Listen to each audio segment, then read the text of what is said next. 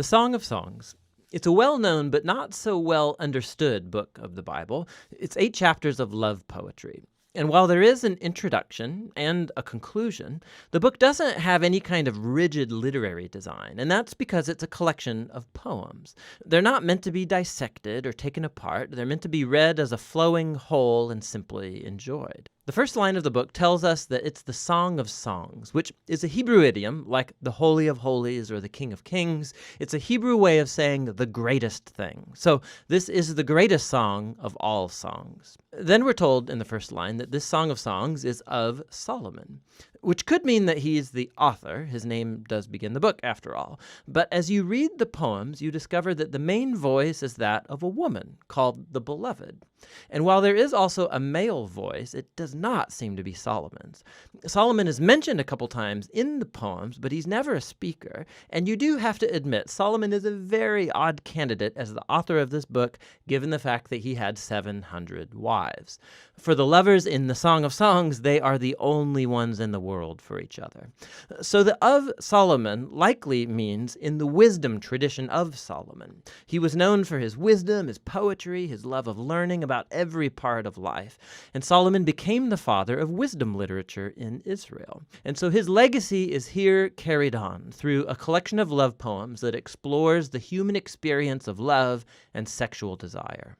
The opening poem introduces us to the basic theme of this book. We hear the voice of the young woman who delights in her man, a shepherd. Now, she's not married to him yet, but it becomes clear that they're engaged and they cannot wait to be together.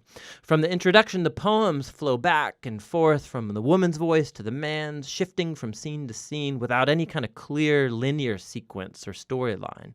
The poems move in these symphonic cycles, and key images and ideas get repeated and developed. So, one of the basic themes uniting the poems is the intense desire that this couple has for each other, expressed through their constant seeking and finding. So, after the opening poem, they're separated but on the hunt for one another. So the woman calls out, or she'll wake up from a dream or go looking for her lover, and more than once they'll find each other, they'll embrace, and then right when things start to get a bit racy, the scene will suddenly end, and a new one will start. They're separated, looking for each other, and on it goes. Another repeated theme is the joy of the couple's physical attraction for one another. So multiple times they'll pause and describe each other with these elaborate metaphors. And here it's very helpful to know that these images and metaphors in Hebrew poetry are not primarily visual. If you try and paint a picture of these people based on the metaphors, you will end up with something that looks very, very strange. What you're supposed to do is reflect on the meaning of these images as they relate to the man and the woman. So you'll read through the poetic cycles, and the tension will keep building in their desire and joy and attraction.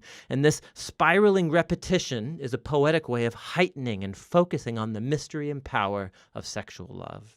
It all comes together in the conclusion, which pauses to summarize what these poems are all about. Love is as strong as death. Its passions are as severe as the grave. Its flashes are of fire, a divine flame. Many waters cannot extinguish love. Rivers cannot sweep it away. If one were to give all the wealth of one's house for love, he would be utterly scorned. The poem highlights the power and the intensity of love, how it's both beautiful but also dangerous. Like fire, love can destroy people if it's abused, or be life-giving if it's protected.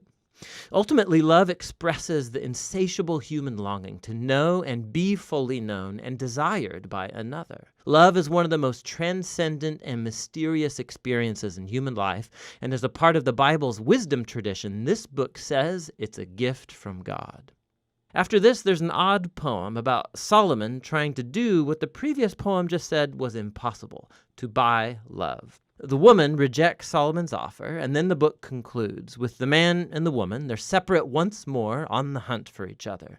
He calls to hear her voice. She begs him to run away with her, and that's how the book ends. Just totally open-ended. But that's a lot like love, which never truly concludes, because there's always more to discover and pursue in your beloved. And so true love has no end, and neither does this book. Now, through history, the big question raised by the Song of Songs is, what on earth is love poetry doing in the Bible?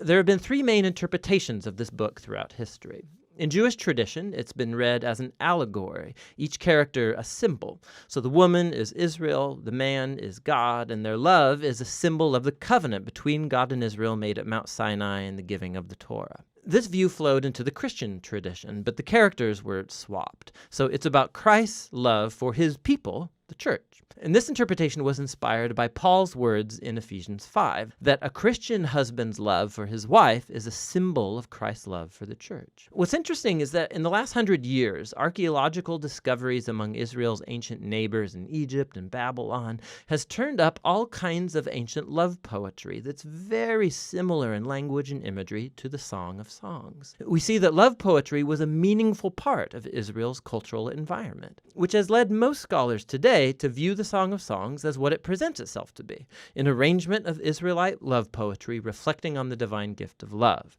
But that doesn't mean that it's only ancient love poetry. There's a key feature of these poems that sticks out when you read them as a part of the Old Testament, and that's the overwhelming use of garden imagery. There are powerful echoes of the Garden of Eden and the idyllic scene between the married couple in the early chapters of Genesis. So the image of the man and the woman naked and vulnerable, but completely unified and safe with one another. This resonates in the background of the Song of Songs. It's as if in these poems we are witnessing the love of a couple whose relationship is untainted by selfishness and sin. And so ultimately the song holds out hope that even though our own relationships are so often distorted by selfishness, love is a transcendent gift, and it's meant to point us to something greater, to the gift of God's love that will one day permeate and transform his beloved world. And that's what the Song of Songs is all about.